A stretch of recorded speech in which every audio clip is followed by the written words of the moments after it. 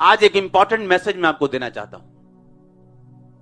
आप हिस्ट्री उठा के देखो, आज जो आपके हाथ में बाइबल है ना, वो एक परमेश्वर के दास की वजह से, और उस बाइबल को सबसे पहले इंडिया में बंगाली भाषा में प्रिंट किया गया था और उसके बाद अन्य भाषाओं में प्रिंट किया गया। जब वो अपने घर से चला था ना, ये मिशनरी काम करने के लिए, आपको उनकी सैक्रिफाइसेस मालूम होंगे। अपने परिवारों को उन्होंने खोया, अपनी सेहत को, अपने बच्चों को, अपने आप को खोया, और आज आपके हाथ में बाइबल है और आप गवाहियां दे रहे हैं बड़ी बड़ी, और परमेश्वर आपको छू रहे। इसके लिए एक मूल्य अदा किया गया।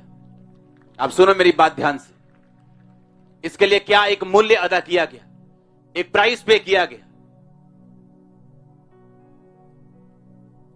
एक रूह बचाने से पहले उनको सालों लग गए एक रूह बचाने के लिए, और जिस दिन उस रूह को बैप्टाइज करना था, उसकी अपनी वाइफ पागल हो गई, जिस दिन एक उस रूह को बैप्टाइज करना था। अपने बच्चे मर गए क्योंकि दूसरे देश से आए थे और यहां पर उनको खाना नहीं पचा, उनको एटमॉस्फेयर रास नहीं आया, सिर्फ एक रूह को बचाने के लिए। और आज वो खमीर जो लगाया गया था, पूरा आटे को खमीर कर रहे हैं। परमेश्वर ने कहा, यदि मेरे पीछे आना चाहता है, अपने आप का क्या कर, इनकार कर और मेरे पीछे चल। अपना क्रूस उठा और मेरे पीछे आ। कुछ भी अपने आप नहीं होता। अगर आप देखें इन लोगों को जिन्होंने परमेश्वर के दर्शनों को पाया, लोग बोलते हैं किस तरह से हम परमेश्वर में बढ़ें, किस तरह से हम परमेश्वर के मसीह को हासिल कर सकते हैं, किस तरह से हम परमेश्वर की आत्मा में भर सकते हैं, किस तरह से हम परमेश्वर के काम कर सकते हैं। उसका एक ही जवाब है, अगर आप अपने आप के लिए मर जाएं और अपना क्रूस उठाएं रोज, तो आप परमेश्वर के लिए बड़े काम कर सकते हैं। आप देख लो, बाइबल भरी पड़ी है। हम मूसा के निर्गमन के एक वचन को पढ़ेंगे आपकी स्क्रीन के ऊपर।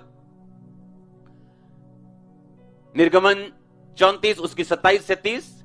तब यहोवा ने मूसा से कहा, यह वचन लिख ले, क्योंकि इन्हीं वचनों के अनुसार मैं तेरे और इजराइल के साथ मैंने वाचा बांधी है। मूसा वहां यहोवा के संग 40 दिन 40 रात रहा।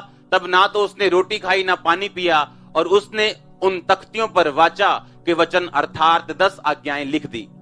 तब जब मूसा साक्षी की दोनों तख्तियां हाथ में लिए हुए सीने पर्वत से उतर रहा था, तब यहोवा के साथ बातें करने के कारण उसके चेहरे से किरणें निकल रही थी, परंतु वह नहीं जानता था कि उसके चेहरे से किरणें निकल रही।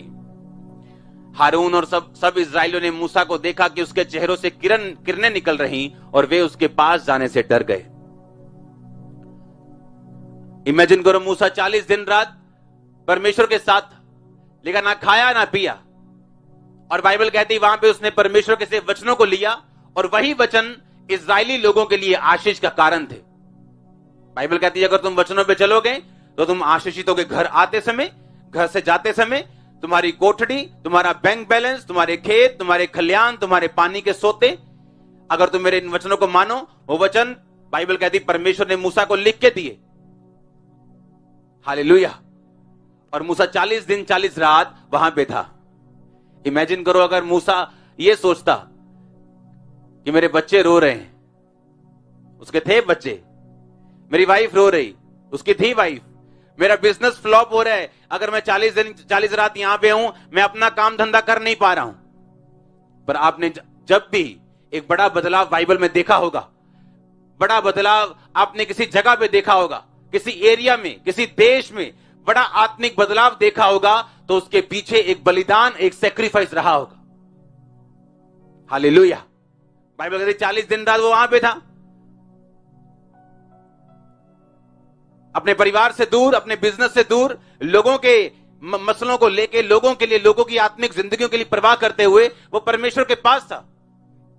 और बाइबल कहती लाखों को उसने इफेक्ट किया, लाखों को उसने प्रभावित किया, और लाखों लोगों को जब तक वो जिंदा रहा अपने साथ लेके चलता रहा।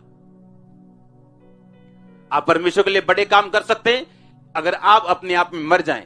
अपने आप में मरना क्या, अपने आप का इनकार करना।